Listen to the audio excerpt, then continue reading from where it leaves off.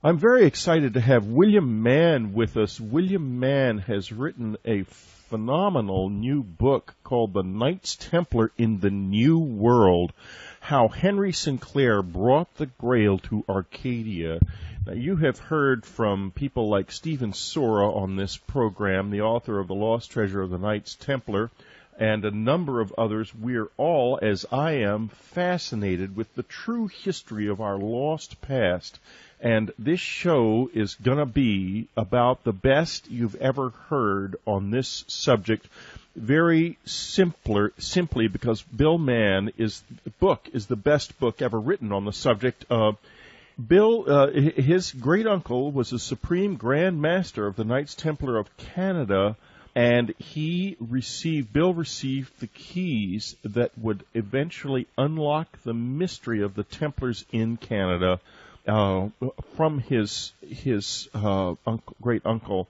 Bill, welcome to the program. Thank you very much, Whitley, and thank you very much for the introduction. I'm amazed at the reaction that I am getting out of the book, and I'm excited not only for the reader but also excited for myself, because it's something of a mystery unto it myself that I really wanted to share with a number of readers.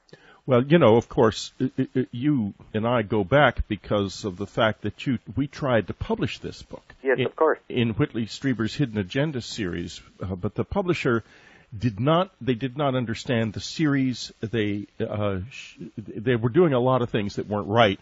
Among them was the decision that they made that this book was not of interest to the readers, and the series failed because they didn't understand what they were doing. And I have to tell you, reading it again, you've polished it, first of all, since I last read it, and it's wonderful. And what I want to do is I want to start out with, in the foreword, in Michael Bradley's foreword, there is such a succinct description of who the Templars were. So let's go back to the beginnings of it, to the Albigensians, and start from there, and then we'll go forward. Okay.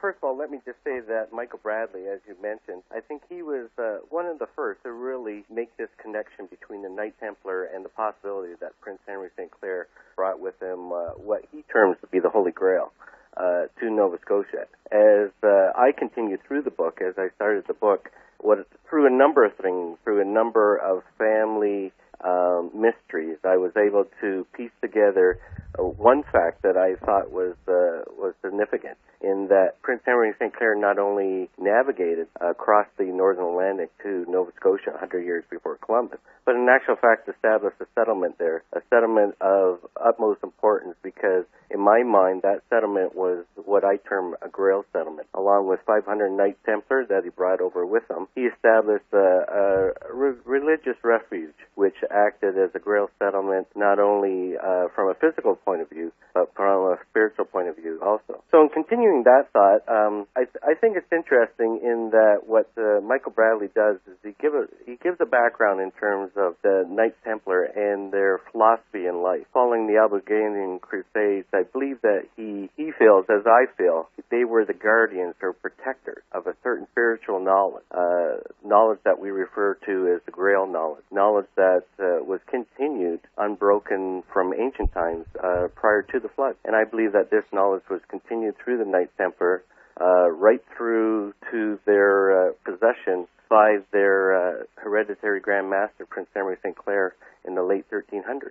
And it was Prince Henry St. Clair who, under the auspices of being hereditary Grand Master, Knights Templar of Scotland at that time, sailed with 500 of his trusted knights to Nova Scotia. But what's so fascinating, endlessly fascinating about this to me, is that I met a man in Toronto in 1998, in June of 1998, who was obviously in possession of extraordinary hidden knowledge.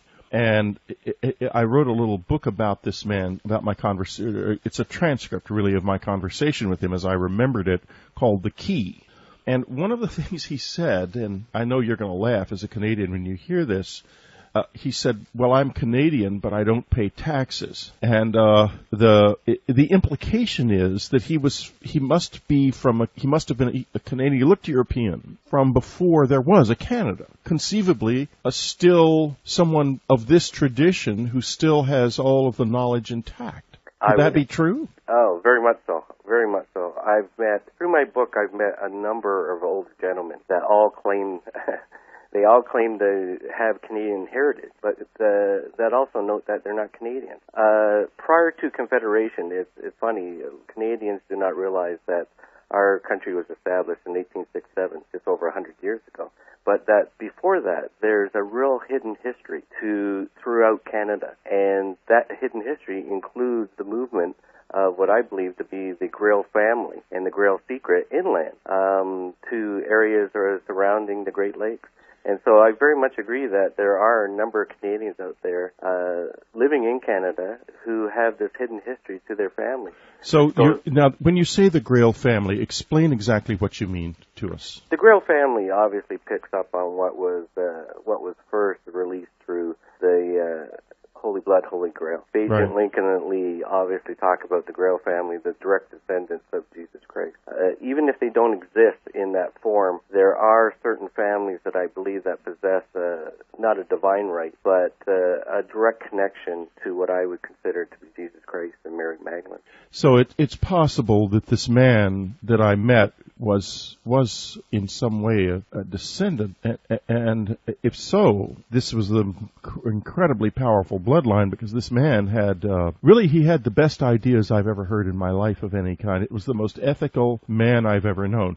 His description of sin, for example, denial of the right to thrive. It's an awesome, incredibly ethical few words. You don't hear them. You've never heard it defined that way before. It was the most amazing conversation I've ever had in my life. And now you're tell me a little bit more about where you think these families may live. Well, these families live in what is known as Upper Canada. They live in the Ontario area, just north of New York. And in actual fact, I consider my family to be one of those families. These families are steeped in the military Masonic mystique. We're talking about the upper echelons of the current Knights Templar of Canada.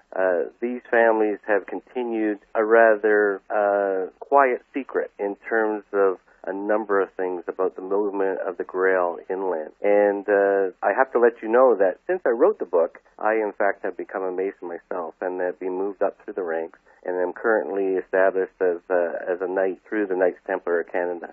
And I find a number of these gentlemen are positioned in the highest ranks of the Knights Templar of Canada at this time. Now, what happened was in the distant past, Godefroy de Bouillon was believed to be, by many people in southern France, the direct descendant of Jesus Christ. He carried the blood of Christ in his veins, and his family was considered extremely sacred. He went in the First Crusade, to Jerusalem and conquered Jerusalem. 2 orders of knights were formed, the Knights of the Temple of Jerusalem and the Knights of St. John, I believe. That's correct. Yeah. And they became the Knights of Malta and the Knights Templar. Now, shortly, about some years after that, and the Bouillon family enjoyed enormous prestige throughout Christendom at this time. But then, eventually, the Saracens retook Jerusalem, and that's when the trouble began for them. Tell us a little bit about what then happened. Well, that's when there was really a split amongst the philosophies of the various groups. And I believe that if you've read Holy Blood, Holy Grail, they talk about the cutting of the elm at Geyser. And that's where I think that you had 2 distinct groups established, the Knights Templar and the Priory of Zion. Now, there's been a lot of talk, obviously, about the Priory of Zion. Priory of Zion, as it has re-emerged in the 70s. A lot of skeptics say that it was actually created in the 70s, that the whole thing is a fake. Well, a number of people have pointed that out to me also, but in the research that I've done, I always see that there's an ancient origin. Even if it is a fake, somebody is picking up on some of the ancient clues and instilling them not only within the codes of the Renaissance parchment, but also reflecting some of the philosophy that I don't think you could sit around and make up. This is one of the morals to the story that I try to instill throughout my book, in that there's a common origin to a lot of this ancient knowledge, to a lot of this ancient philosophy that really couldn't have been made up, that had to come from a single origin. And this is what fascinates me. Again, a moral to the book is that you have to look beyond the obvious. You have to look to the origin. And that origin, I believe, the entire secret has been lost because of the splitting of this knowledge. And there are certain clues out there within various groups, that current modern-day groups, that are now trying to lay claim to that they're the possessors of these secret teachings. This is Whitley Strieber. It's Dreamland. We'll be right back.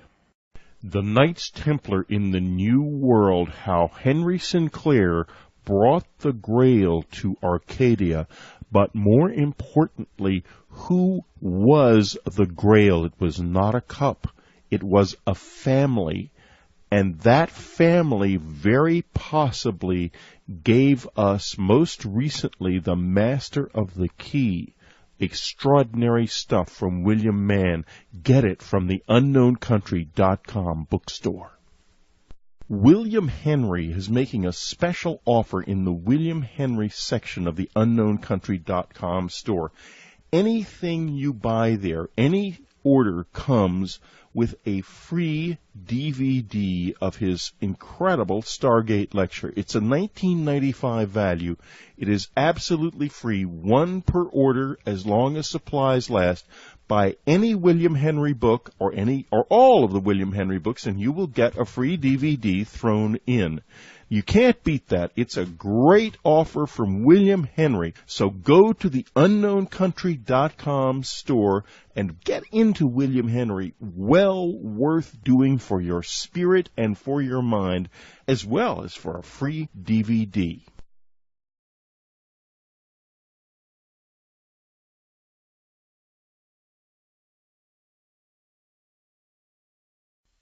This is Whitley Strieber. It's Dreamland. We're back.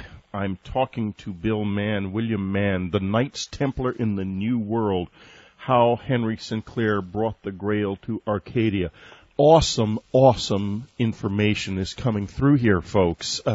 Maybe we're getting the key to who the Master of the Key was and is, and I'm thinking that maybe I'll make another trip to Canada soon and try to see if I can find him among these families that William is talking about. Now, William, before we left the air, you were talking about this information being split in half and the secret being lost. What exactly are the two halves? The two halves, I believe, are, one, you have to treat this on two levels. There's a physical level. Physical level, I believe, was relating to a number of ancient maps which Knights Templar possessed, and which allowed them to virtually circumnavigate the world at a time when the formal church was teaching that you fell off the end of the earth as you passed through the Pillars of Hercules. Then there's the spiritual context. The spiritual context, I believe, relates to this notion of the Holy Family, the Holy Grail, the possible union of Jesus Christ and Mary Magdalene, and the resulting direct descendants of the Holy Family, the Grail family, as I refer to them. I think those are the two main secrets. But again, what I try to point out in my book, I don't think that this is the absolute secret. I think the absolute secret goes beyond to the origin of ancient knowledge. Masonic tradition talks about the continuation of this continual line of knowledge prior to the flood, prior to Noah and the flood. Well, and I believe it's some of this knowledge that is reflected in modern ritual, although unbeknown to most Masons, that is part of the secret. Give us an idea of some of this knowledge, what you think it might involve. What I think one of the most important aspects of this knowledge was the ability in ancient times for the ancient mariners were able to establish both longitudinal and latitudinal meridians around the world. And in that manner, it allowed them, very much like the Greeks, to confirm that the Earth was round, but also to circumnavigate the world as such and to trade with the native Indians in both North and South America. Think about it. If you had an unlimited supply of trade, including gold and other raw minerals, which lent to your steel-making and ore-making abilities and gold-collecting abilities, to me this would be immense wealth and immense power, something that I believe even the church would follow you around the world to try to obtain. That's fascinating. And in my second book that I'm working on right now, tentatively called The Grail Meridian, I believe that I've established this ancient longitudinal sequence of meridians across North America. And in Prince Henry Sinclair's, one of his tasks was to bring, along with a variety of relics, a variety of treasures, with him on his voyage in 1398, a number of chests which he would use as talismans to reactivate this grid system across North America through the aid of the Micmac Indians. Good Lord! Now, and now, how do the Micmac Indians come into this? Well, the Micmac Indians, or the Mi'kmaq, as they're known now, were the local tribe of Indians in Nova Scotia that would have greeted Prince Henry Sinclair. Now, there's a number of stories or legends. And conceivably intermarried. And conceivably intermarried, very much so. I don't know. My wife is from Nova Scotia, and to meet some of the Mi'kmaq Indians in Nova Scotia, you would think that they're more Scottish than Scottish. They're red-haired, blue-eyed, freckles. There obviously is intermarriage between the earlier Scots and the transfer, therefore, also probably of knowledge. Absolutely, absolutely. My word.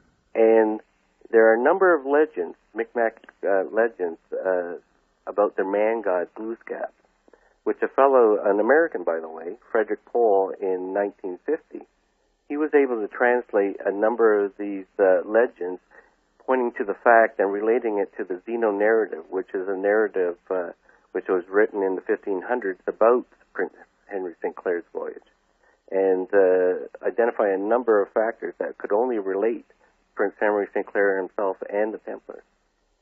This is fascinating. Tell me more. Can you expand on this a little bit? Certainly. Well, wait a minute. We're coming to the end to another break here. So instead of telling me more right now, William Mann's going to tell me more in just a couple of seconds. This is Whitley Strieber. It's Dreamland, and we will be right back. The Knights Templar in the New World, how Henry Sinclair brought the Grail to Arcadia, but more importantly, who was the Grail? It was not a cup. It was a family. And that family very possibly gave us most recently the Master of the Key. Extraordinary stuff from William Mann. Get it from the unknowncountry.com bookstore.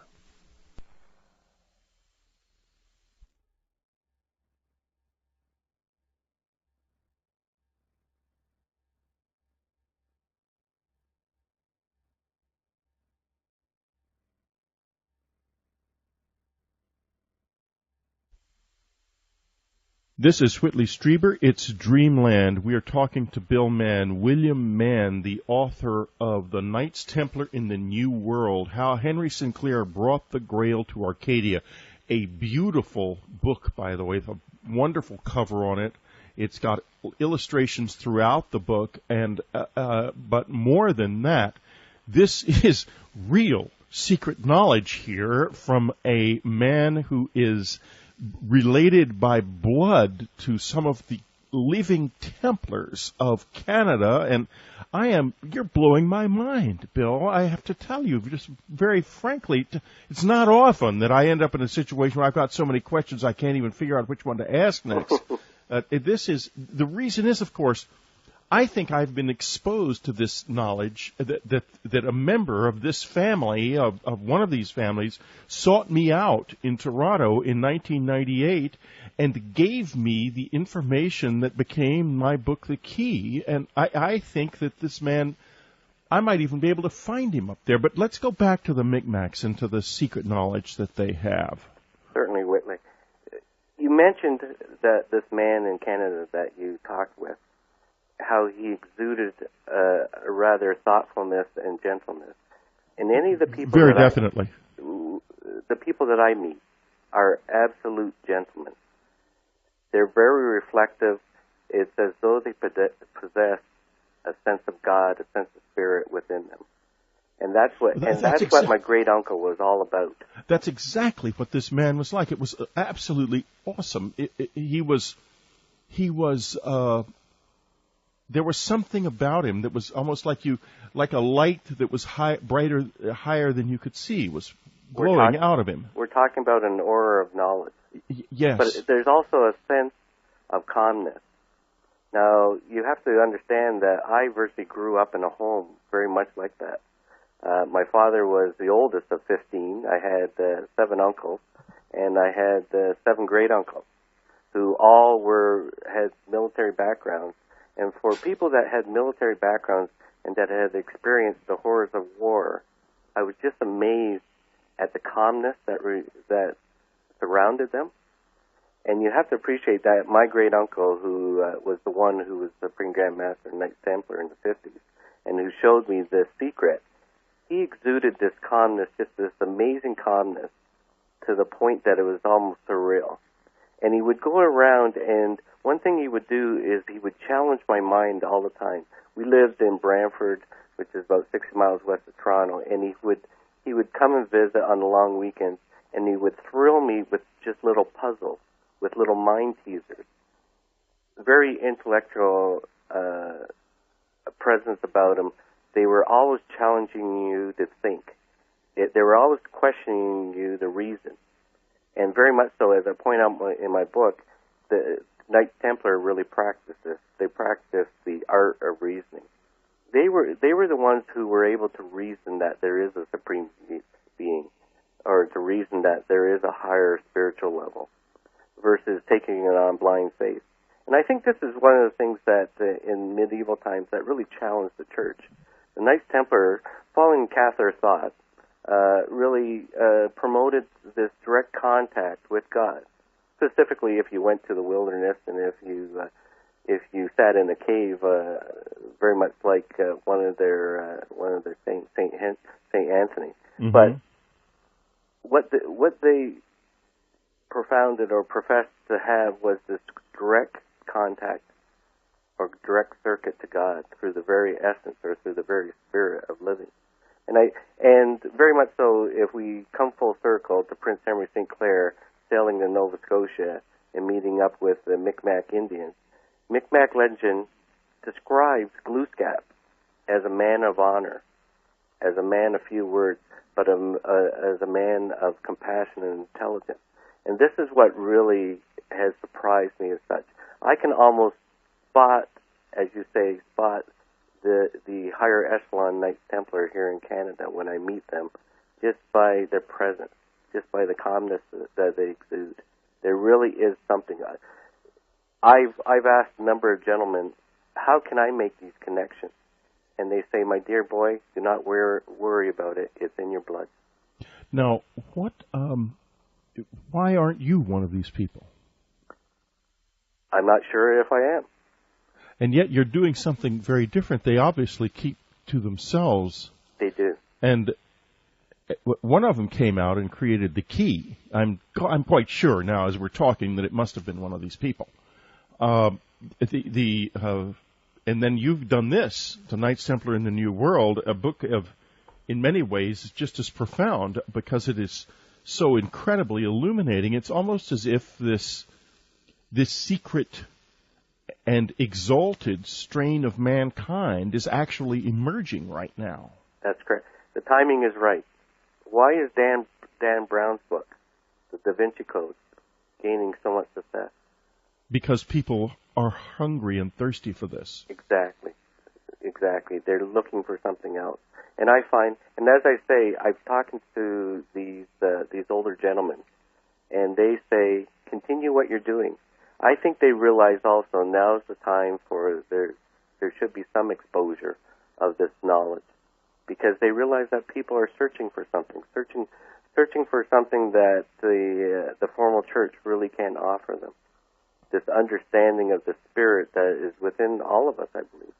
And think about it. This spirit allowed Prince Henry St. Clair and the Knights Templar and all those ancient mariners that came before them to virtually sail around the world. Yes. It must mean such a strong sense of understanding that their forefathers went before them. They knew where they were, and the vast majority of people in those days did not know this. Exactly, and this is one of the points that I was trying to point out in my book. Prince Henry St. Clair knew exactly where he was going. Now, it was more of a puzzle. There's a puzzle, as you can appreciate when you read the book. The puzzle is to initiate. When he gets to Nova Scotia, he has to go through this puzzle, through this geometric progression. It's almost a challenge to him in order to identify the settlements that I've identified in Nova Scotia through this geometric progression and application of moral allegory, which in actual fact are two main principles of modern-day Freemasonry. Now, when you go physically to where the settlement was, what do you find? What do I find? There's a stone rubble within the woods itself. I have an aerial photo that very clearly identifies a number of circle depressions within an abandoned field. I've shown that to a good friend of mine who's a professor of archaeology. He feels that what I've discovered or rediscovered is a Celtic earthwork. So this ties back into this notion that, in actual fact, Prince Henry St. Clair, who was Earl of Orkney, part of Norway at that time, that in actual fact he was following in the footsteps of the Vikings before him, of his Norse forefathers. And there's a number of clues within the landscape itself that depict the landform has actually changed. And we're talking prior to the arrival of the Acadians in the early 1600s. The landform itself changed. Yes. The creek is being altered. There's a creek in a valley that's been altered. In actual fact, it depicts a number of figures from the Bible. From Ezekiel, the figures that were identified through Ezekiel's dreams. And this was one way. Again, you have to see on a spiritual level how Prince Henry St. Clair and his followers, what they were looking to do was reestablish this Grail community, which would in actual fact be heaven on earth. So physically, the site that identified Nova Scotia obviously offers a variety of mineral resources. It's located in Annapolis Valley, which has a very temperate climate where you could harvest 2 crops a year. It was perfect for an agricultural operation, but on a spiritual level, it would be considered, remembering that these fellows came from northern Scotland, where the weather and the Black Plague wasn't too good at the time. Right. The atmosphere that they must encounter, especially encountering the very friendly Indians, which would have gone a long ways to helping them establish a settlement, right, and allowing them to explore inland, would have given them a spiritual lift to such that they must have felt that they were heaven on earth in the Elysian Plains. Now, this is, I have to ask you, as I read the book, there were so many things that so many connections. Connections, yeah, they're fascinating, absolutely fascinating connections. I would like to hear your take on Mary Magdalene and exactly who she was. Maybe the best way to do that is to ask you why you title that chapter concerning her, Mary Quite Contrary. Other than just trying to be clever there, I think it's interesting because obviously what's coming out nowadays in numerous books is that Mary on a different persona, the physical persona, than what was portrayed by the formal church and what we read in the Gospels. I think a number of people have hit it right on the head in that Mary, I believe, in actual fact, she was probably a royal family, comparable to Jesus Christ. She was the Egyptian royal priestess of the temple. And I think it was through Mary Magdalene that she introduced a number of the mysteries or teachings to Christ. It's interesting in that in some modern-day Templar ritual, they acknowledge Christ as the prophet, Christ as the king, but also Christ as the man. And from my point of view, that philosophy does not take anything away from Christ possessing the divine right. In actual fact, if Christ indeed did marry Mary Magdalene, to me it just reinforces what I want to achieve, what I want to reflect from during my personal life towards the teachings of Christ. I don't think it lessens his teachings in any manner to think that Christ was purely a man. And I don't think it lessens it in any manner that he did marry Mary Magdalene and have a family. But obviously Mary Magdalene had a higher status than afforded through the Gospels. To me, she was a royal blood herself. To me, she was probably the priestess, the high priestess of the temple, and it was through her there was the coming together of the male-female relationship, which allowed them to achieve and to experience certain mysteries. And I think that's a beautiful story. Having a lovely wife myself, and yeah, me too, and two very trying teenage boys right now. I think that's the moral to the story. What about the idea that the bloodline, that the blood itself may have genetically encoded knowledge in it? A lot of the books have come out on that fact, and I really wouldn't doubt that there is that happening or that instance. But again, a lot of people ask me about that, and they center on that, Whitley, and I don't want to lessen the importance of that, but you have to appreciate it from a Templar point of view, and I've always come at it from a Templar point of view. If the Templars were, in actual fact, accused of being the guardians of this Holy Family, they would have assumed that position to disguise their real activities. And to me, their real activities was on a more physical level. I believe that they possess the knowledge of this unlimited wealth in the New World. And we're going to find out more about what that unlimited wealth might have been in a couple of minutes. This is Whitley Strieber. It's Dreamland. We'll be right back.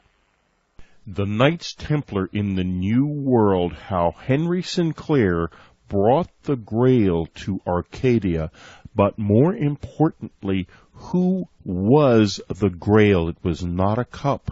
It was a family. And that family very possibly gave us most recently the Master of the Key. Extraordinary stuff from William Mann. Get it from the unknowncountry.com bookstore. William Henry is making a special offer in the William Henry section of the unknowncountry.com store. Anything you buy there, any order comes with a free DVD of his incredible Stargate lecture. It's a $19.95 value. It is absolutely free, one per order as long as supplies last. Buy any William Henry book or all of the William Henry books, and you will get a free DVD thrown in. You can't beat that. It's a great offer from William Henry. So go to the unknowncountry.com store and get into William Henry. Well worth doing for your spirit and for your mind, as well as for a free DVD.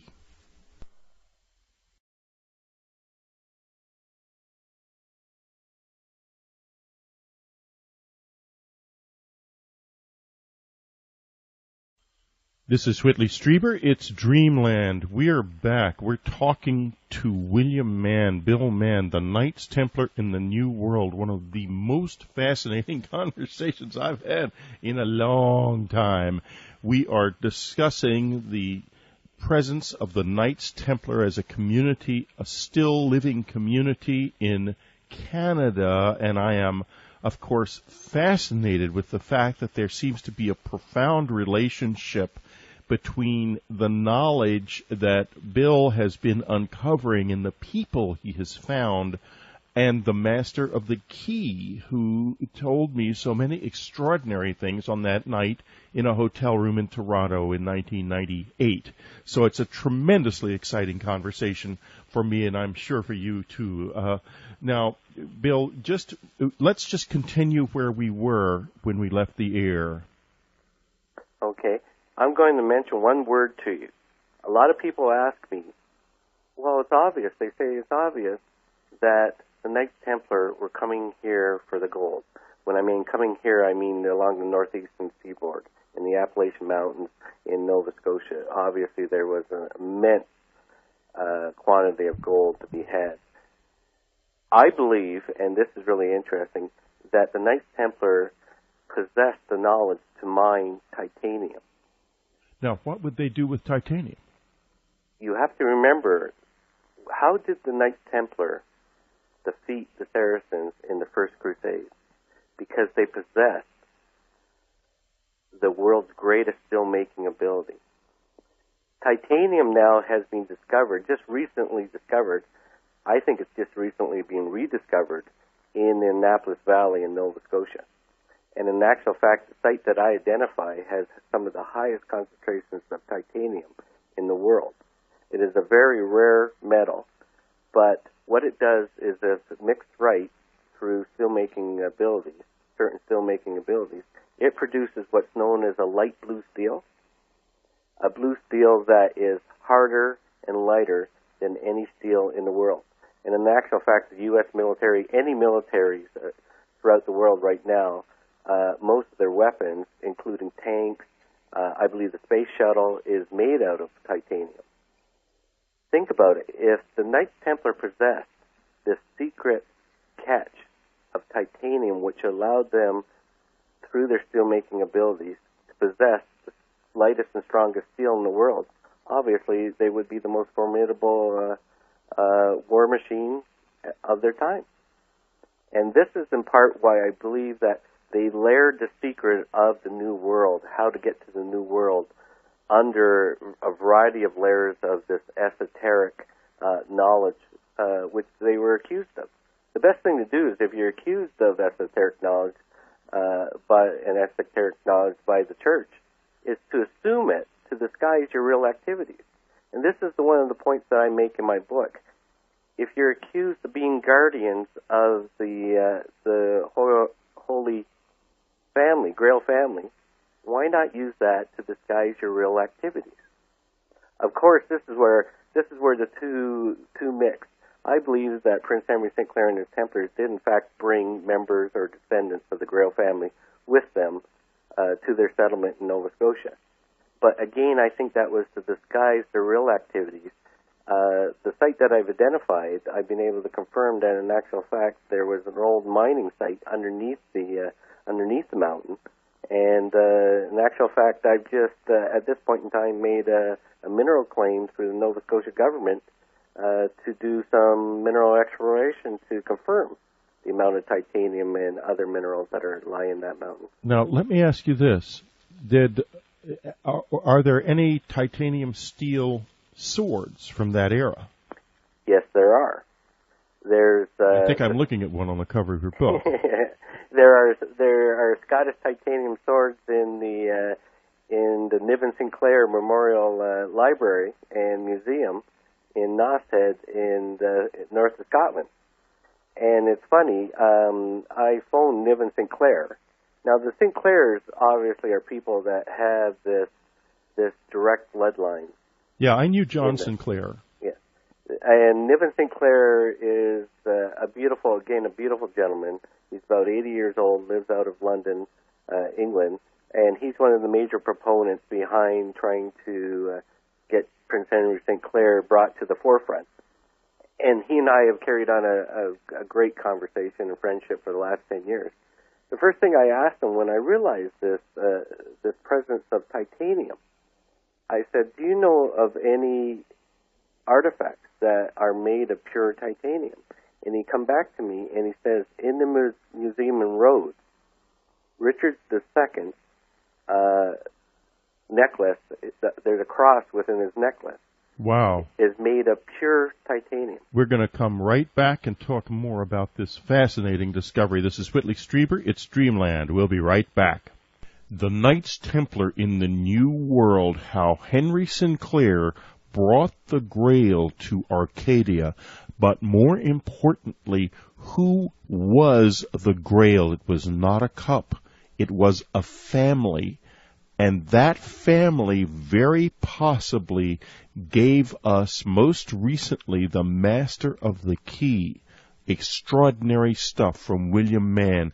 Get it from the unknowncountry.com bookstore.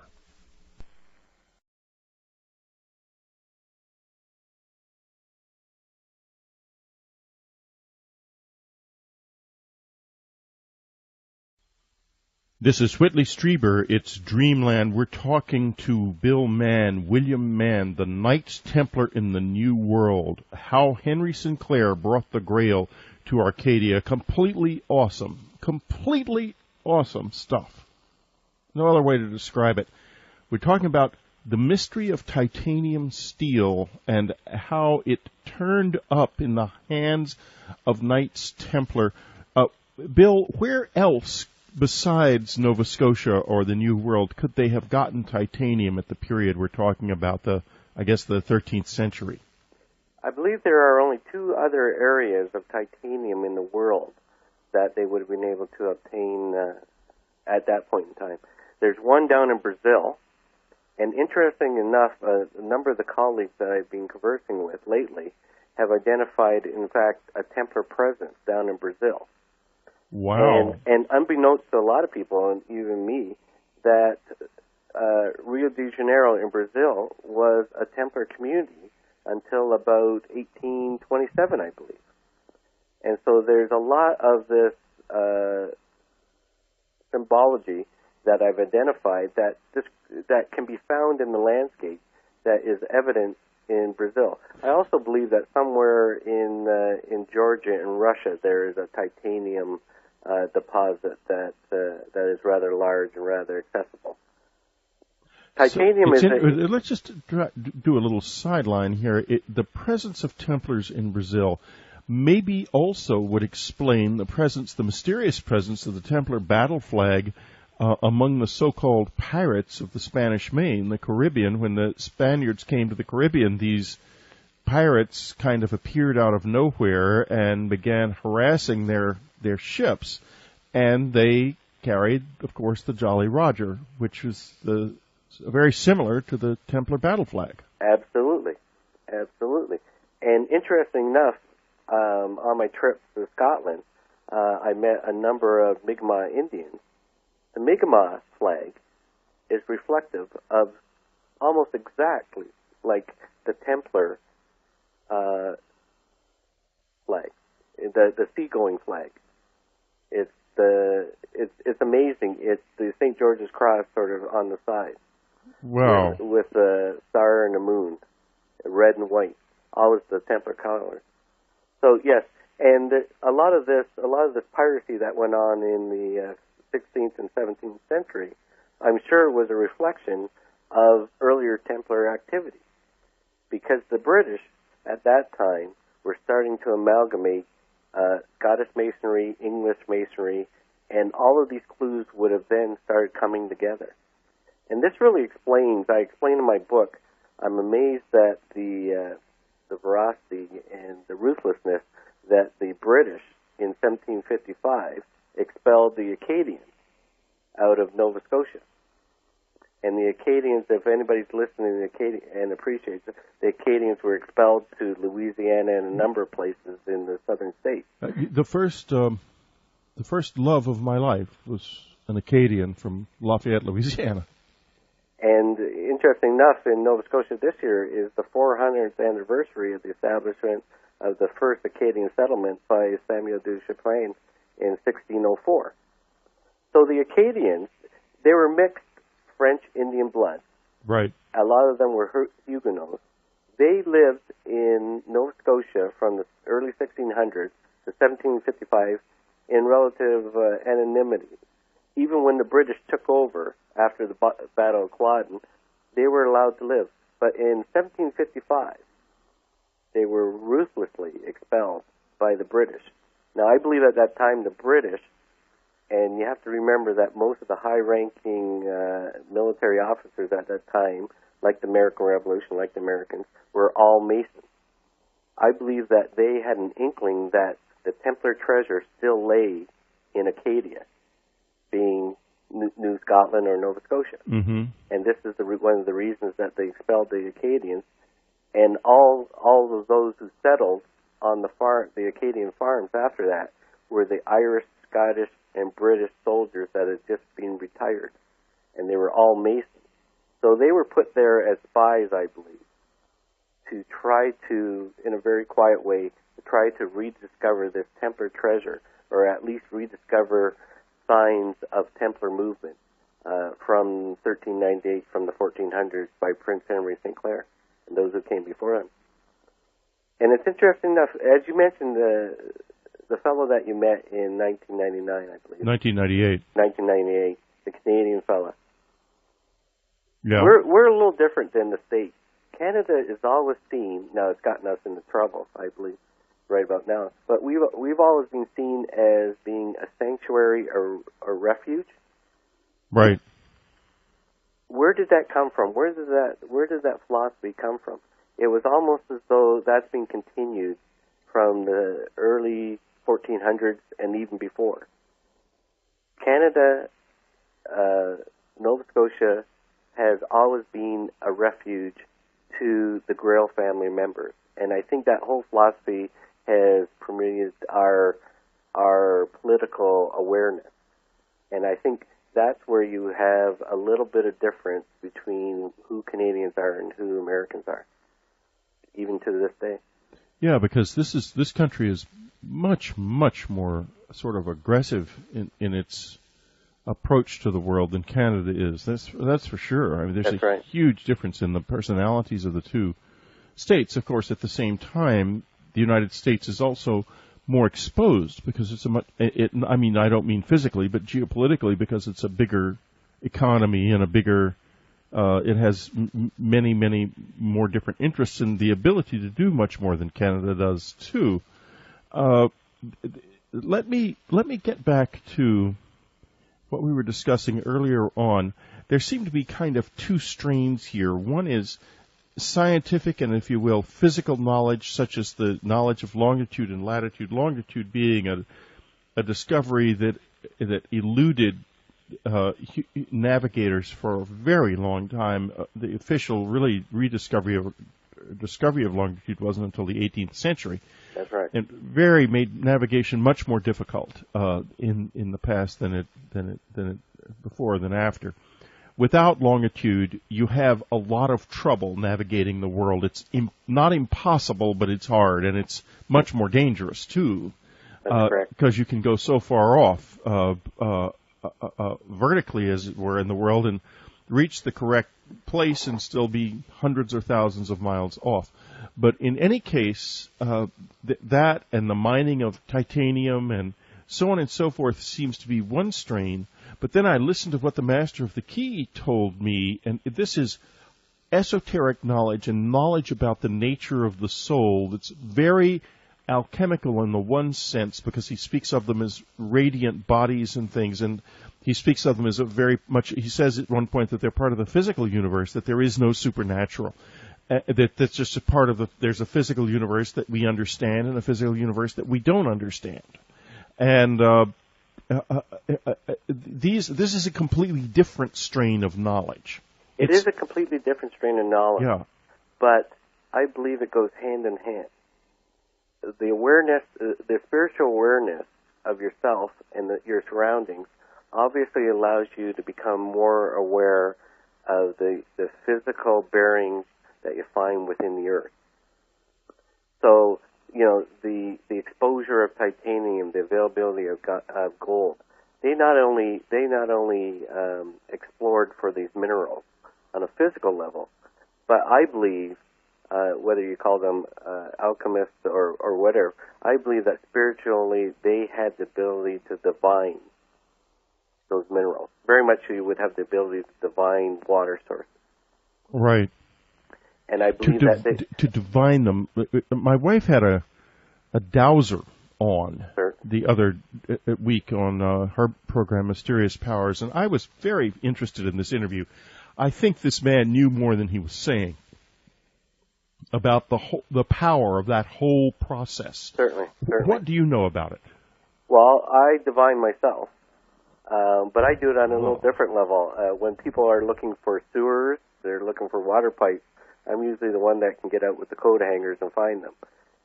It's again an ability to tap into your inner self to realize the earth sources and energies.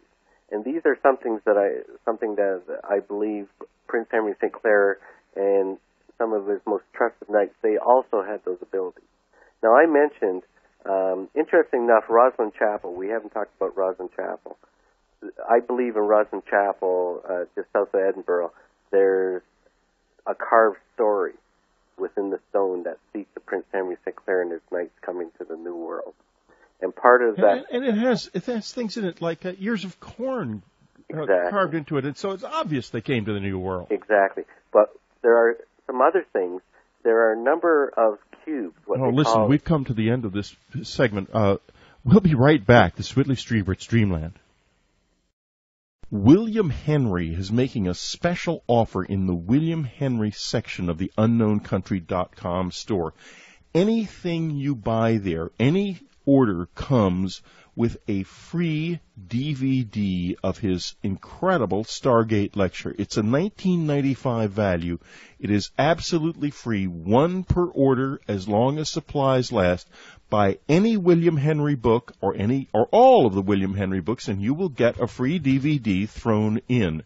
You can't beat that. It's a great offer from William Henry. So go to the UnknownCountry.com store and get into William Henry. Well worth doing for your spirit and for your mind, as well as for a free DVD.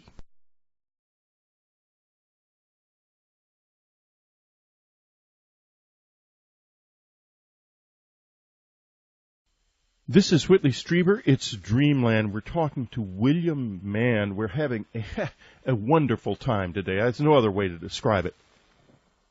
This is such a cool book, The Knights Templar in the New World. Do get yourself a copy. I hope you'll get it from the UnknownCountry.com bookstore. If not, get it somewhere. But for goodness sakes, go out and get this thing, because this is the kind of knowledge that you and I are here for. This is what we hunger and thirst for.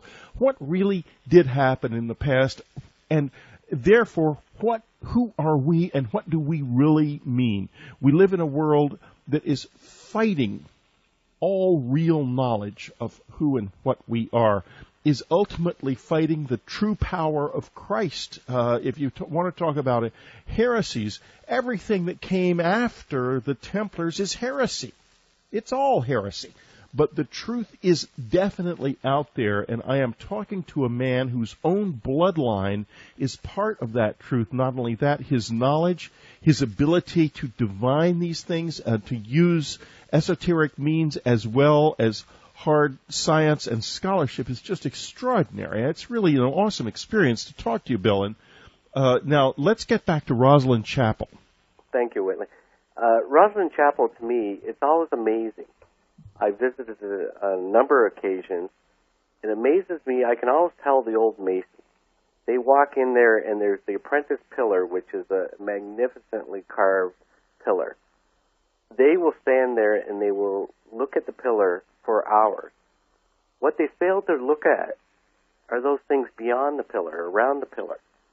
But to me, the most fascinating thing about Rosslyn Chapel is not the chapel itself, although virtually every stone is carved and has esoteric meaning. I went down in the river Esk, down in the river valley below the chapel.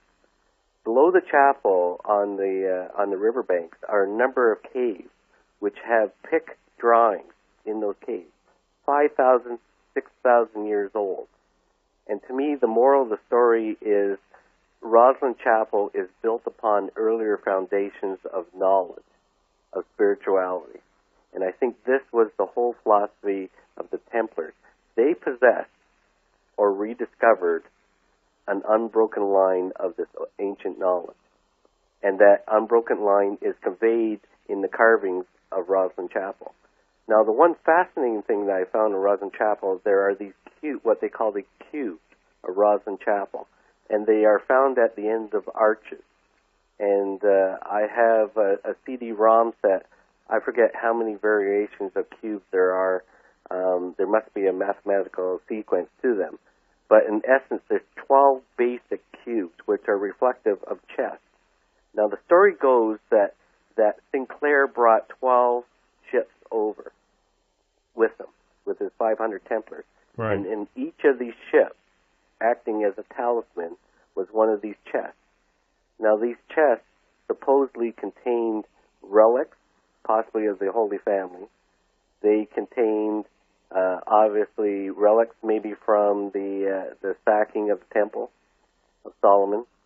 They contained written manuscripts, possibly from the Library of Alexandria, and possibly they contained genealogies, direct Gospels of Christ and Mary Magdalene.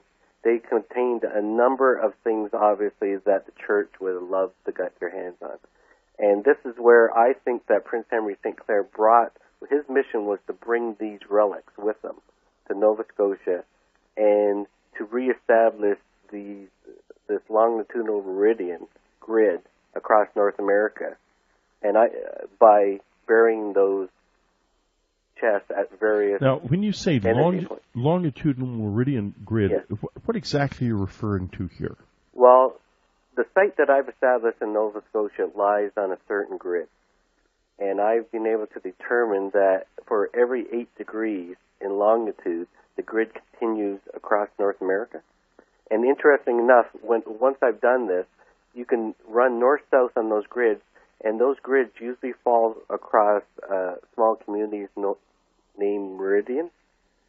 And so there's a suggestion that there is this ancient Meridian grid across North America, pressure points. And Thomas Jefferson in Washington, I think, tied into a little bit of this in the establishment of Washington and Monticello. Now, would this relate to things like the divining that you were talking about earlier? Absolutely. Yeah. Absolutely. And these would. I know all of this, folks, by the way, because it's all in the book. I have to tell you. I mean, we're not talking about anything that's not discussed. So. Yeah. And these would have been obviously earlier spiritual areas. Right. Of the local natives. Identifying these places of power was very important to the Templars. Very much so. Very much so. Okay, we're coming to the end of our time together. We've just got a couple of seconds left. I want to thank you so much, Bill. It was so cool. You're welcome very much. Oh, yeah, this book, The Knights Templar in the New World, wonderful stuff. Awesome that this extraordinary hidden knowledge is resurfacing now. This is Whitley Strieber. It's Dreamland. We'll be right back. One reporter who loves mysteries is radio's leading science journalist, Linda Moulton Howe. She's an Emmy Award-winning TV producer, documentary filmmaker, and writer, and the reporter and editor for EarthFiles.com, the Internet's most respected edge science website. Today, she has a special report for us on two things. First, some amazing pictures of an apparent alien that may be authentic from Holland. Second, that stunner of a UFO video that has been made by the Mexican Air Force. Here she is from Philadelphia, Linda Moulton Howe. Thanks, Whitley. Because Mexico is so much international news, I thought I would lead off with that today and then go to the amazing images and videotape in Holland. This started on April 20th in Mexico City when independent TV producer and journalist Jaime Maussan, who has worked in Mexico City media for 32 years, received a call from Mexico's Secretary of Defense office. That would be like me getting a call from Donald Rumsfeld. Jaime went the next day on April 21st to meet with General Clemente Vega Garcia, Secretary of Defense, and his staff. One of General Garcia's challenges is to stop narcotics trafficking. He told Jaime that on March 5th, 2004, Mexican Air Force pilots in the 501st Aerial Squadron were flying to look for airplanes trying to smuggle drugs near Ciudad del Carmen in the state of Campeche. The Mexican Air Force plane was equipped with what is called FLIR, which is forward-looking infrared, and radar. In the war on drugs, infrared cameras are used all the time to photograph the heat from airplanes trying to fly at night without navigation lights to avoid police. Well, on March 5th, the FLIR camera recorded on mini-DVD videotape several aerial objects that were invisible to the human eye, but made bright heat signatures in the infrared. 3 objects even showed up on radar indicating reflective mass. Why the rest of the objects did not show up on radar is not known. All of the unidentified objects are still a mystery. It all began when radar showed an object that was moving 37 miles north of the Mexican Air Force plane. The pilot videotaped off and on with the FLIR camera every movement made by the unknown objects over a period of at least 24 minutes and 17 seconds, according to the running clock on the FLIR images. I have put many of these images from the infrared videotape and radar at my news website, www.earthbios.com, in chronological clock time order. This Mexico report is at the top of the headlines page and freely accessible to everyone. It's extremely interesting when you look at the images in sequence by time. During the event, at least 11 different objects were together in a single frame.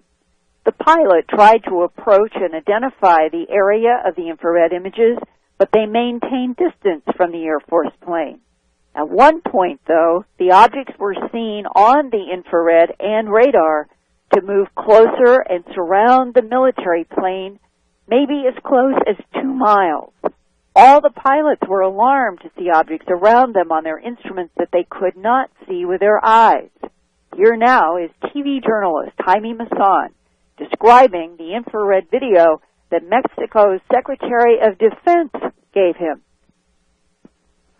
What I see in the videotape is a light.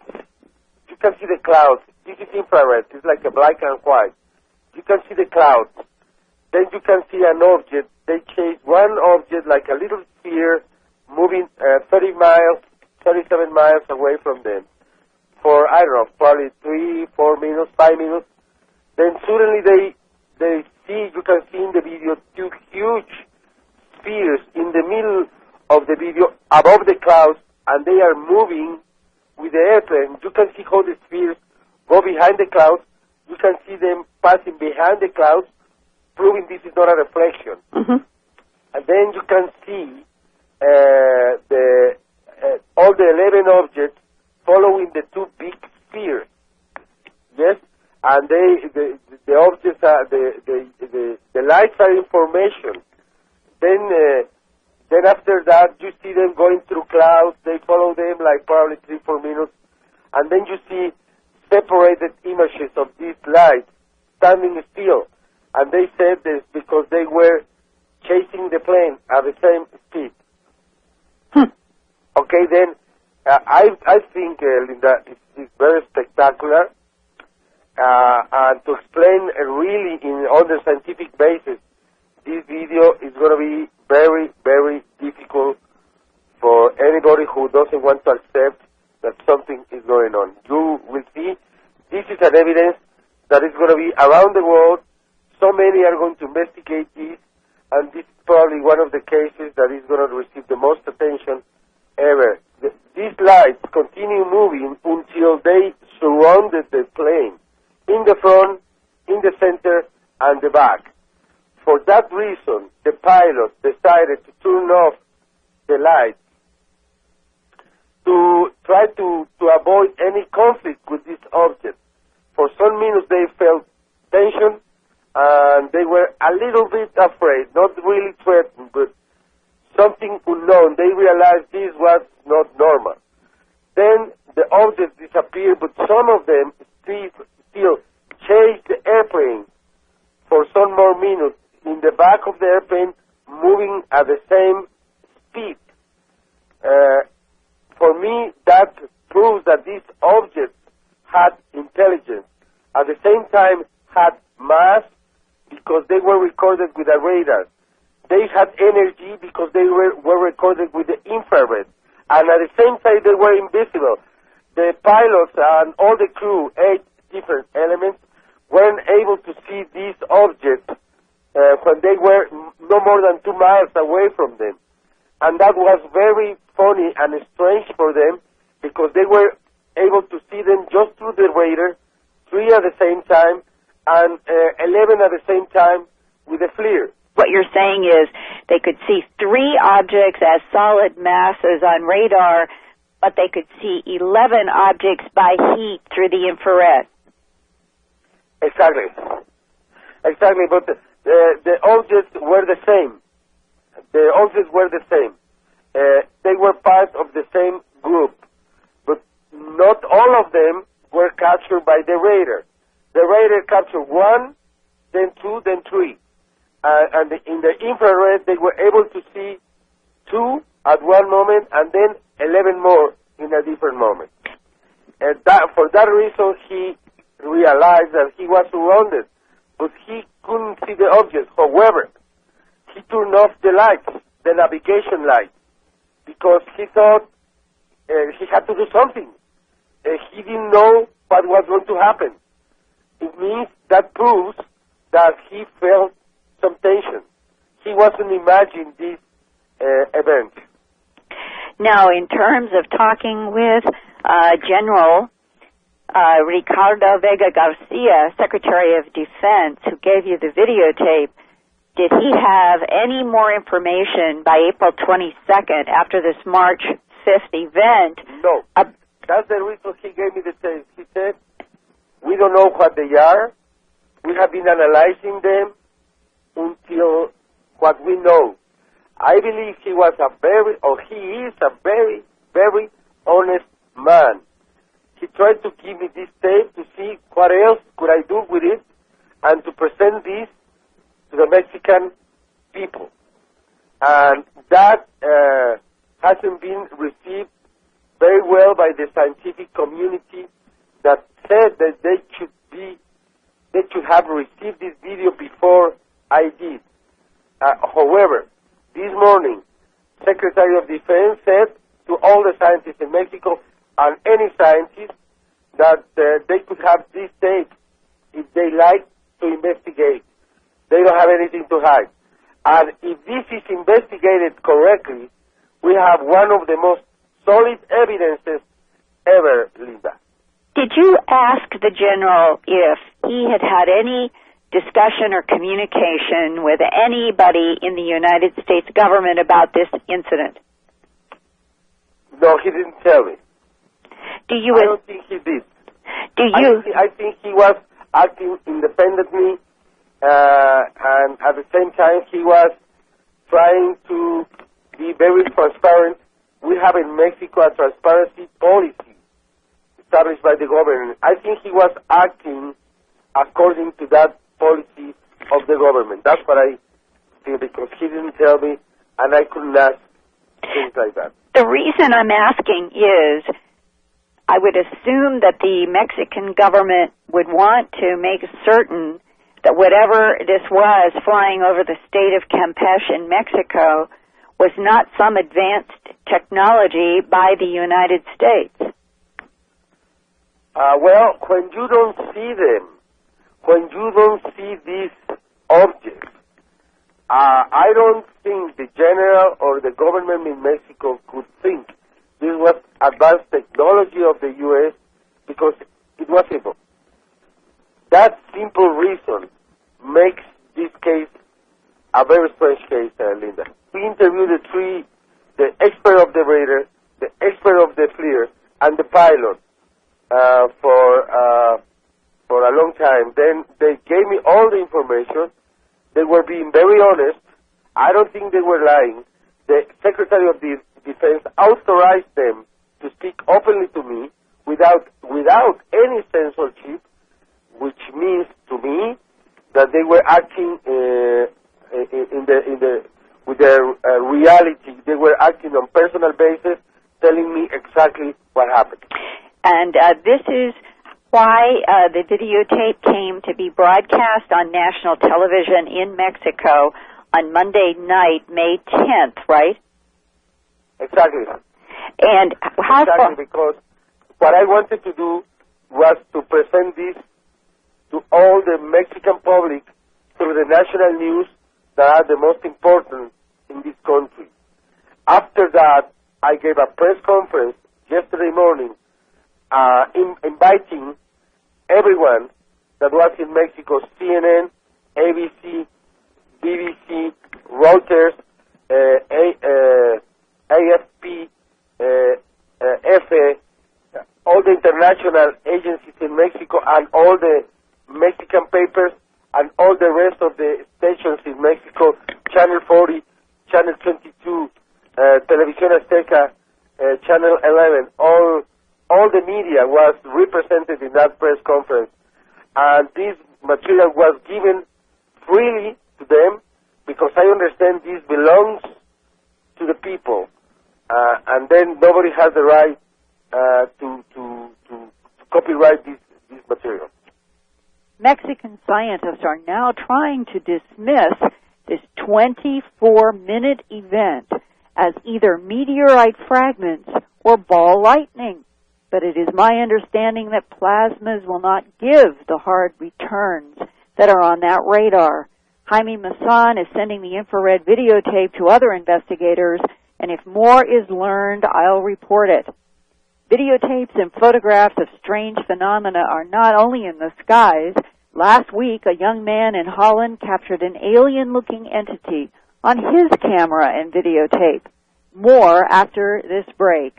This is Linda Moulton Howe, reporter and editor of EarthFiles.com, reporting for Dreamland. And this is Dreamland with Whitley Strieber. We'll be right back.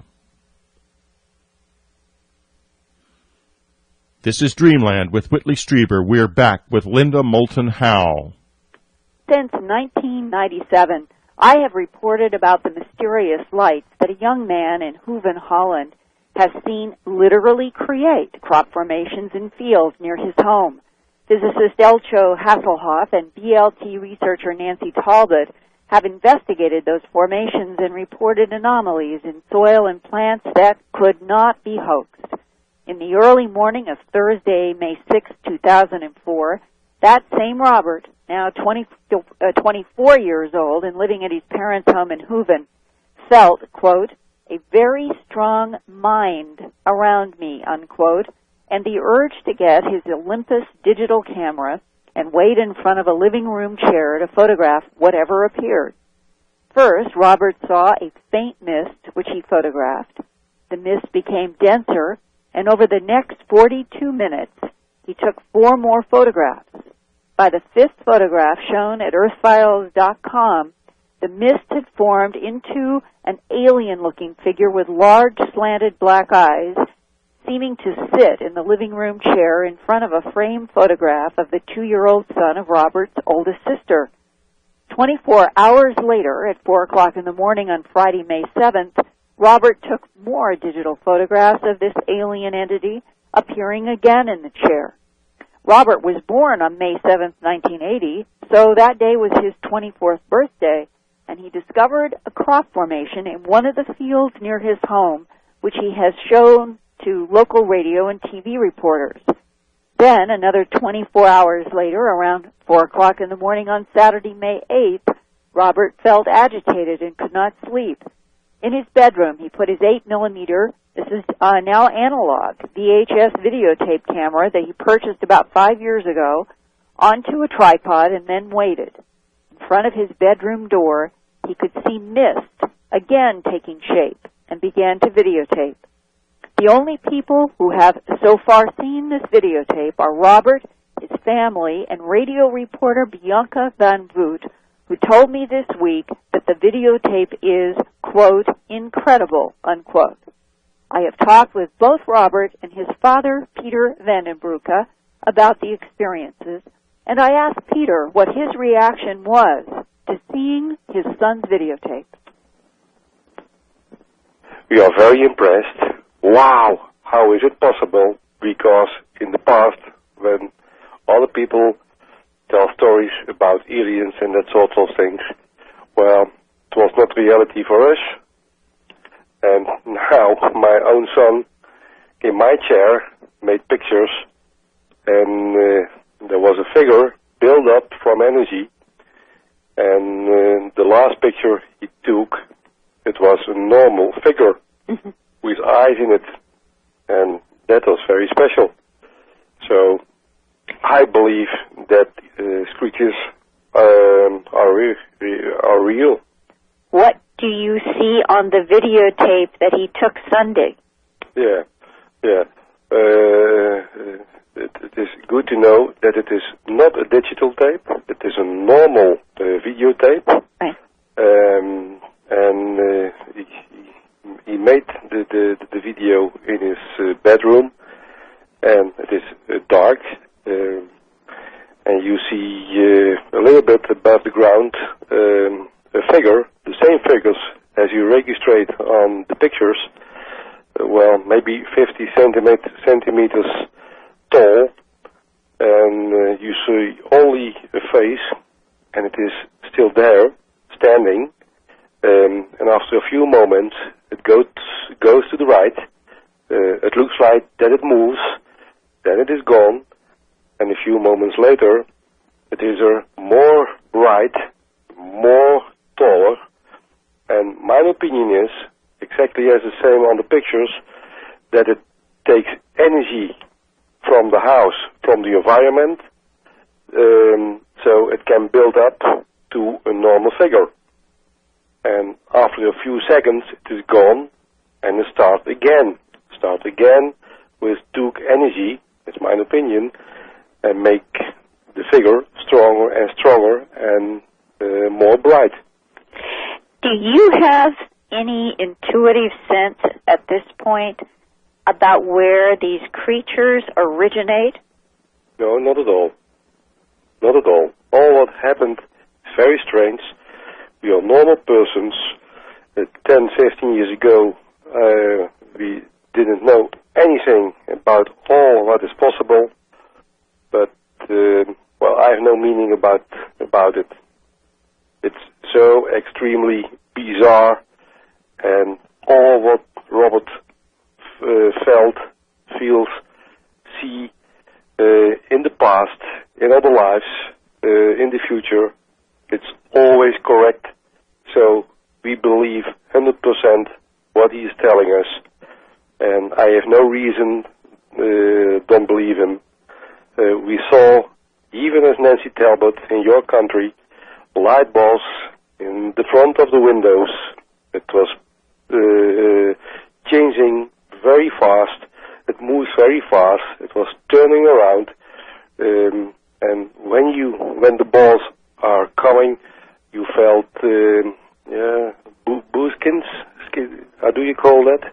Oh yes, goosebumps. Goosebumps, yes. From your toes to your head, right. And we saw it with our own eyes. Do you and your wife ever get any impression about what the light balls are? Well, I'm not for sure, because all what we think is the message from Robert. But my opinion is that it are a sort of energy, and with a mental brain in it. Right.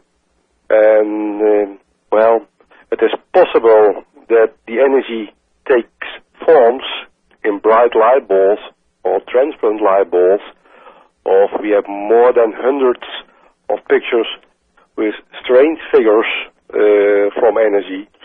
So it seems to me that it can get forms anyway.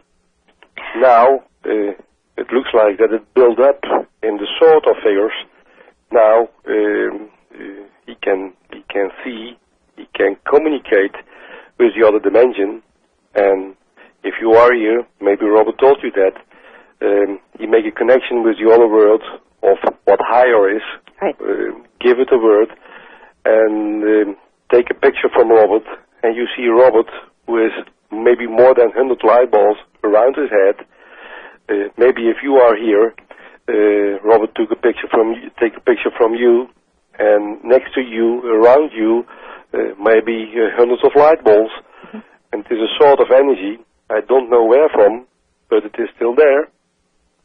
And anytime, why? Everywhere where Robert is, the light balls out there. And why do you think the light balls are making cross circles? I don't know. I don't know why. You listen to the story of Robert, mm-hmm. and his opinion is that there is a sort of message to the Earth, to make the Earth better, to give the energy, positive energy, in the network of lines, but I don't know. And what are you going to do with the videotape? I keep it as a very, very nice document, but it is a very, very private document. Robert Vanderbroeke does not speak English very often, but he did try to explain when I asked if he received any telepathic thoughts from the entity as it formed from thin air in the living room chair while he photographed. That's a good question. I was feeling, what I say, a very big mind. I was feeling that there was a very big mind, and when they're looking to me, I can feel it. I can feel that there was something, and I heard, how must I say, zoom, mm-hmm. noise. Mm-hmm. But I have not, I have a feeling that I must go out, I must talking about this, serious, it's really reality, and I have not talking with the creatures, I have not hearing sounds. Let me ask you another question about the light balls associated with making the crop formations that you have seen with your own eyes. Why do you think the light balls have been making these patterns in the fields for so many years? It's so big mystery. It's the big secret from the other dimension. I have a feeling that when people see this, that they feel love, they feel lovely, they feel peace. They see in the patterns harmony. But when you have crop circles, I have a feeling that the whole earth have lines in it, and there are energy lines, and the lines, the energy lines, you have places, mm-hmm. you can call it chakras. Right, chakras. Chakras, yes, of the earth, and they are doing something. They give an injection with energy, and it's going in the network from the whole world. And sometimes, when you're standing off places, you can feel it. When you are very sensitive, you can feel it. And I'm sure that many people, I know there is more, but the crop circles, they're helping the people. And that's very good. And I don't know exactly how it is possible. It's so high world, so big world. It's the secret from God, and I respect that. I cannot explain it.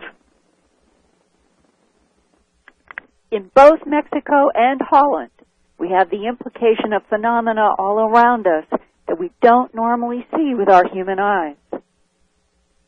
And I wonder where this is headed, Whitley. Well, Linda, I would like to just make a statement now about what I've just heard regarding the video in Holland. I have had a very similar experience that I have kept secret, at least in part, for years, for nearly 20 years, I guess about 16 years, because I did not want anyone ever to be able to use something I wrote or said to create a hoax. Mm-hmm. Certain things that he said and his father said in their description of what happened convinced me this has to be real. Right. Because I have, on a personal basis, had experiences that I have never spoken about that contain elements that are exactly the same as elements that they are describing. Therefore, this means to me that what is out there is now in here, that a bridge has been crossed. Mm-hmm. He was absolutely right in saying that this was it was terribly important, because it is going to become possible for more people to have this happen. And when the visitors said to me many years ago, "We will come from within you," this is part of what they meant, but there are more surprises to come. And that it just reinforces something that he said to me, Robert. He said he expects that the entity is going to continue to come now from wherever it comes to get on more and more photos and videotapes, yes. And that he thinks this is leading up to his being in a situation in which a large television station or many reporters are going to be able, with their own cameras, to videotape him with this entity forming so that the world can do it objectively. Well, let me tell you something. This is leading up to the biggest surprise in the history of mankind if it continues to evolve and develop. But remember, it's like an arc light. Energy is passing between two points because they're both coming closer together. We are beginning to rise and to look up at the same time that somebody else is looking down, and we are in terrible trouble on our planet. Terrible trouble with the environment. I know that this emergence is extraordinarily strange, incredibly rigorous, and profoundly positive for mankind. It's a real gift. And I think that if the arc continues to flare, we are starting a new era of history. He would agree. Linda Moulton Howe, thank you very much for a Temple of Jerusalem and the Knights of St. John, I believe. That's correct. Yeah. And they became the Knights of Malta and the Knights Templar. Now, shortly, about some years after that, and the Bouillon family enjoyed enormous prestige throughout Christendom at this time.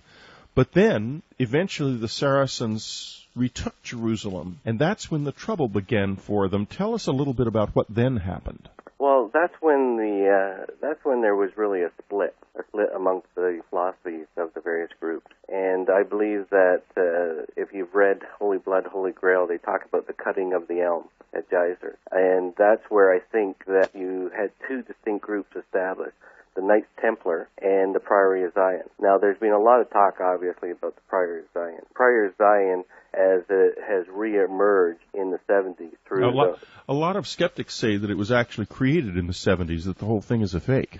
Well, a number of people pointed that out to me also, but in the research that I've done, I always see that there's an ancient origin. Even if it is a fake, somebody is picking up on some of the ancient clues and instilling them not only within the codes of the Renaissance parchment, but also reflecting some of the philosophy that I don't think you could sit around and make up. This is one of the morals to the story that I try to instill throughout my book, in that there's a common origin to a lot of this ancient knowledge, to a lot of this ancient philosophy that really couldn't have been made up, that had to come from a single origin. And this is what fascinates me. again, a moral to the book is that you have to look beyond the obvious. You have to look to the origin. And that origin, I believe, the entire secret has been lost because of the splitting of this knowledge. And there are certain clues out there within various groups, that current modern-day groups, that are now trying to lay claim to that they're the possessors of these secret Grand Master Knights Templar of Scotland at that time, sailed with 500 of his trusted knights to Nova Scotia. But you know what's so fascinating, endlessly fascinating about this to me, is that I met a man in Toronto in 1998, in June of 1998, who was obviously in possession of extraordinary hidden knowledge. And I wrote a little book about this man, about my conversation. It's a transcript, really, of my conversation with him as I remembered it, called The Key. And one of the things he said, and I know you're going to laugh as a Canadian when you hear this, he said, "Well, I'm Canadian, but I don't pay taxes." And the implication is that he must have been a Canadian. He looked European from before there was a Canada. Conceivably, still someone of this tradition who still has all of the knowledge intact. Would that be true? Oh, very much so. Very much so. Through my book, I've met a number of older gentlemen that all claim they all claim to have Canadian heritage, but that also note that they're not Canadian. Prior to Confederation, it's funny, Canadians do not realize that our country was established in 1867, just over 100 years ago. But that before that, there's a real hidden history throughout Canada, and that hidden history includes the movement of what I believe to be the Grail family and the Grail secret inland to areas surrounding the Great Lakes. And so I very much agree that there are a number of Canadians out there living in Canada who have this hidden history to their family. So now, when you say the Grail family, explain exactly what you mean to us. The Grail family obviously picks up on what was first released through the Holy Blood, Holy Grail. Agent Right. Lincoln and Lee obviously talk about the Grail family, the direct descendants of Jesus Christ. Even if they don't exist in that form, there are certain families that I believe that possess not a divine. In the foreword, in Michael Bradley's foreword, there is such a succinct description of who the Templars were. So let's go back to the beginnings of it, to the Albigensians, and start from there, and then we'll go forward. Okay. First of all, let me just say that Michael Bradley, as you mentioned, I think he was one of the first to really make this connection between the Knight Templar and the possibility that Prince Henry St. Clair brought with him what he terms to be the Holy Grail to Nova Scotia. As I continued through the book, as I started the book, through a number of things, through a number of family mysteries, I was able to piece together one fact that I thought was significant, in that Prince Henry St. Clair not only navigated across the northern Atlantic to Nova Scotia 100 years before Columbus, but in actual fact established a settlement there, a settlement of utmost importance, because in my mind that settlement was what I term a Grail settlement. Along with 500 Knights Templar that he brought over with him, he established a religious refuge which acted as a Grail settlement, not only from a physical point of view, but from a spiritual point of view also. So in continuing that thought, I think it's interesting in that what Michael Bradley does is he gives a background in terms of the Knights Templar and their philosophy in life. Following the Albigensian Crusades, I believe that he feels, as I feel, they were the guardians or protectors of a certain spiritual knowledge, knowledge that we refer to as the Grail knowledge that was continued unbroken from ancient times prior to the flood. And I believe that this knowledge was continued through the Knights Templar right through to their possession by their hereditary Grand Master, Prince Henry St. Clair, in the late 1300s. And it was Prince Henry St. Clair who, under the auspices of being hereditary line right, but a direct connection to what I would consider to be Jesus Christ and Mary Magdalene. So it's possible that this man that I met, was in some way a descendant, and if so, this was an incredibly powerful bloodline, because this man had he had the best ideas I've ever heard in my life of any kind. It was the most ethical man I've ever known.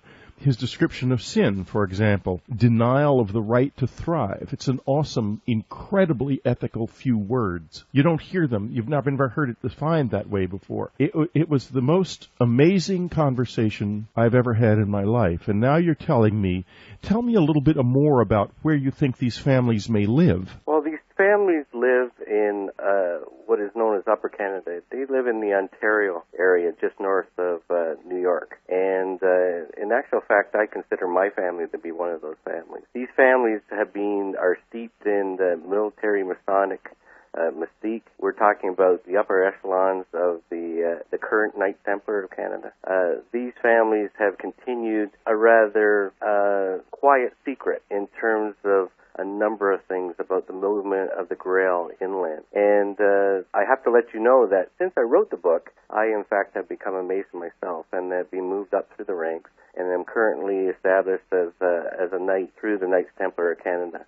And I find a number of these gentlemen are positioned in the highest ranks of the Knights Templar of Canada at this time. Now, what happened was in the distant past, Godefroy de Bouillon was believed to be, by many people in southern France, the direct descendant of Jesus Christ. He carried the blood of Christ in his veins, and his family was considered extremely sacred.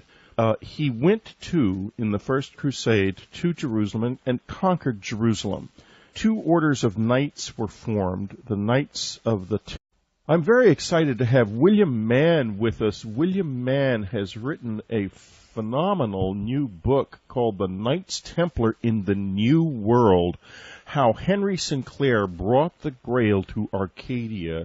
Now, you have heard from people like Stephen Sora on this program, the author of The Lost Treasure of the Knights Templar, and a number of others. We're all, as I am, fascinated with the true history of our lost past. And this show is going to be about the best you've ever heard on this subject, very simply because Bill Mann is the best book ever written on the subject. Bill, his great-uncle was a Supreme Grand Master of the Knights Templar of Canada, and Bill received the keys that would eventually unlock the mystery of the Templars in Canada from his great uncle. Bill, welcome to the program. Thank you very much, Whitley, and thank you very much for the introduction. I'm amazed at the reaction that I am getting out of the book, and I'm excited not only for the reader, but also excited for myself, because it's something of a mystery unto myself that I really wanted to share with a number of readers. Well, of course, you and I go back because of the fact that we tried to publish this book. Yes, of course. In Whitley Strieber's Hidden Agenda series, but the publisher did not understand the series. They were doing a lot of things that weren't right. Among them was the decision that they made that this book was not of interest to the readers, and the series failed because they didn't understand what they were doing. And I have to tell you, reading it again, you've polished it, first of all, since I last read it, and it's wonderful. And what I want to do is I want to start out